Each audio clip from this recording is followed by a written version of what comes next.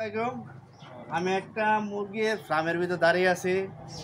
একটা সফলতা গল্প বলার জন্য মুরগির ফার্মে আসছি। মুরগির ফার্মটা করছে আব্দুল্লাহ কাকা, আমার চাচা লাগে। সে কিন্তু আমাদের মতো যে স্বাভাবিক জীবনযাপন এরকম না জীবনযাপন। কাকা কিন্তু ছোটোবেলায় তার মানে দৃষ্টিশক্তি ছিল, এখন কিন্তু মাঝখানে একটা দুর্ঘটনার কারণে কিন্তু একদমই চোখে দেখতে পায় না। তারপরেও এই ব্যর্থতা জীবনে এই ব্যর্থতাকে সে বরণ না করে একটা উদ্যোক্তা হয়েছে। এটা আসলে মুরগি ফার্মটা কিন্তু এই কাকা করছে।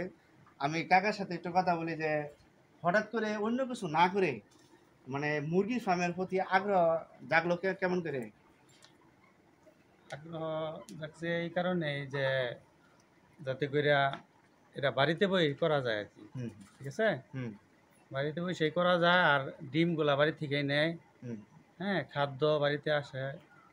সব দিক দিয়ে বাড়িতে বইসে থেকেই সবকিছু করা যায় আর কি। আচ্ছা আচ্ছা আচ্ছা। সহজলভ্যর কারণে আর কি। আর নিজে খাদ্য দেওয়া, পানি দেওয়া হুম এগুলা হুম। করা যায় বাড়ি থেকে।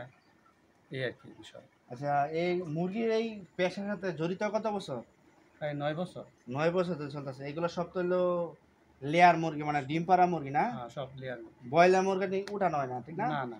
ওইগুলাতে মানে রিস্ক হয়ে যায় না? হ্যাঁ, রিস্ক হয়ে যায় বেশি। আচ্ছা আচ্ছা। এইগুলো এই মুরগিটার বয়স কত দিন? এটা বয়স হলো ৮৫ দিন। 85 দিন, মানে ওই